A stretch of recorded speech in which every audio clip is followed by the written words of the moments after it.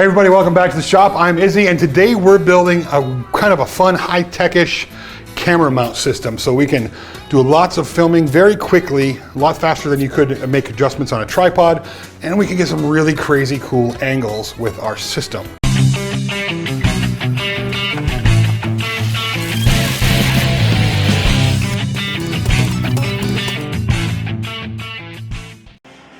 So this thing right here, this pole that you're seeing, is what we were going to use instead of building this really elaborate system. But what I noticed is it still takes quite a bit of time to like adjust the camera up and down and the angles. And the only real advantage to it is it takes up a slightly smaller footprint than a tripod. So for me, I wanted something a bit more speedy. I wanted to make those camera adjustments quickly. We have quite a bit of camera equipment, so it can be pretty heavy lifting that up and down. I wanted that to be nice and smooth and easy. So we designed this up on SketchUp and then brought it over to the Avid CNC and cut it out. So big thank you to Avid CNC. Having their CNC machine in the shop, especially going through the back surgery and now, has been just made it a lot easier to do projects. Like I would not have been able to do this project if I didn't have the machine in there. I would have had to wait till I heal up a little bit more. So Avid, thank you so much for supporting the show. Appreciate it. So after we CNC'd out all the parts, this is a pretty straightforward build. Just brought it over to the router table, if I can remember what this thing is called. It's been so long.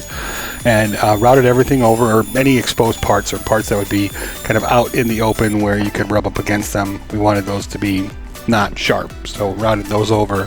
And then to put everything together, this wasn't not really any fancy joinery. Everything is pretty much just butt jointed, and of course you use 2P10, the CA gel with the activator to make it go fast to kind of put the pieces together. And then after we did that, I come back with a countersink and countersink holes for screws, and then use finish screws to put all these little sub-assemblies together and to make sure that that would be nice and rigid and hold the weight of the camera and handle being jerked around the shop. Where, you know, we're shop guys, we're not exactly delicate people. We get going, we want to move things along. So that worked out really well. It was really easy to put this whole system together. That first part you just saw was the handle, and then this is the, I guess, the jib part of it. So it's the big long pieces.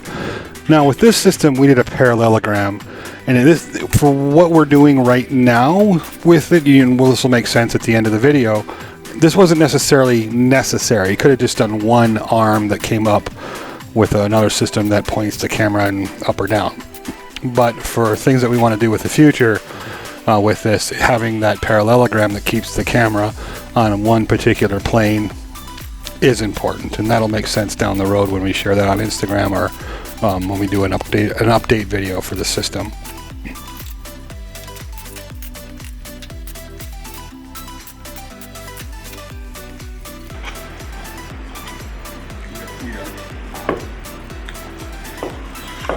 You don't need any audio for this stuff too, right? What?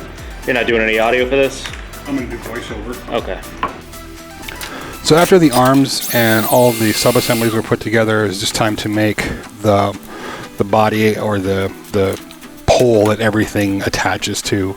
And that needed to be pretty substantial. So we glued all that together and then finished up the camera mount. This is actually the camera mount that I'm working on right here. The camera will mount to that.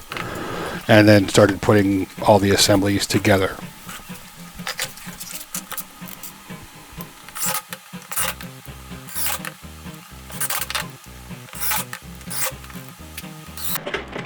We're really not doing anything fancy with the hardware for this. This is all, you can pick it up at the box store for a handful of dollars.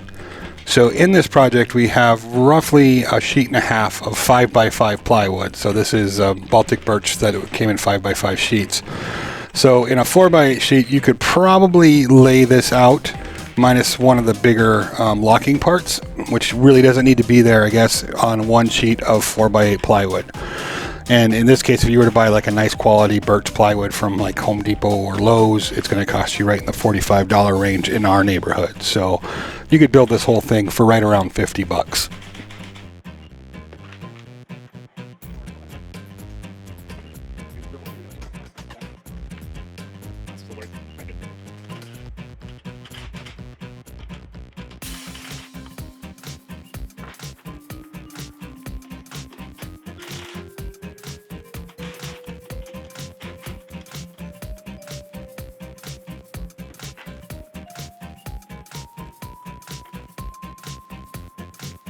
So it'll lock this thing in place when we get it to the right height, rather than putting, balancing it out, putting a lot of weight on one side to match the camera weight.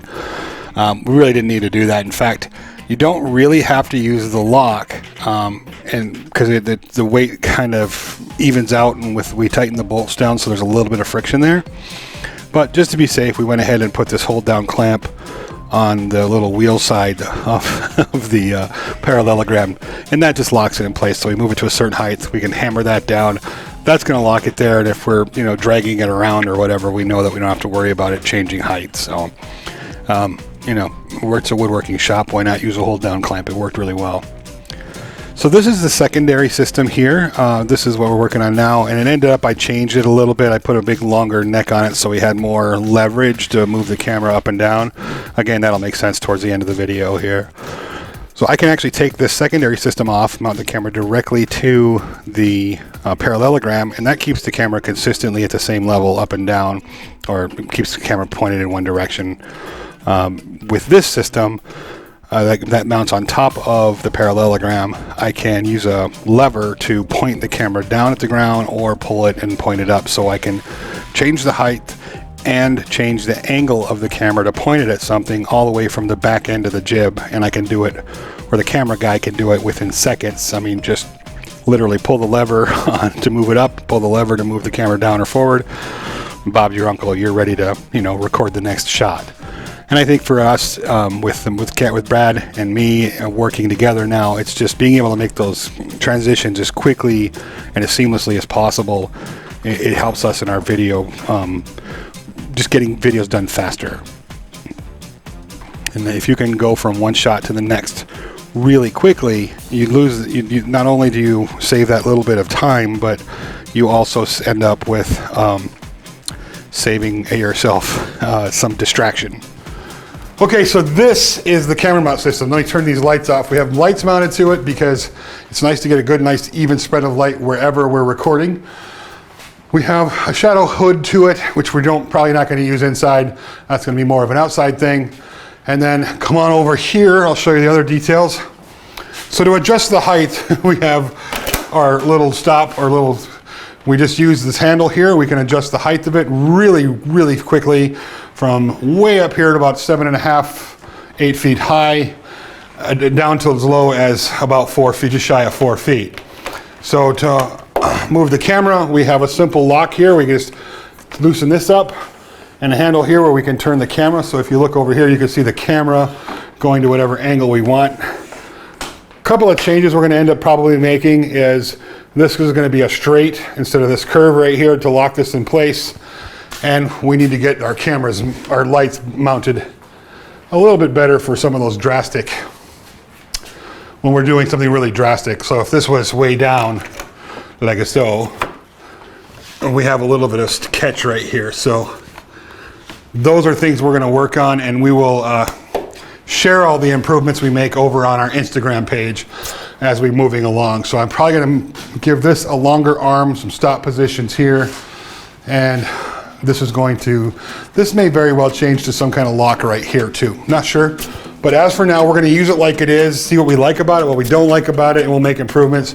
And like I mentioned, over on Instagram, we will share any improvements we make to the system as we go along. But what's super nice about it is we can make those height adjustments in like seconds, rather than, fold up the legs, pull down the pole, adjust the camera. That takes time.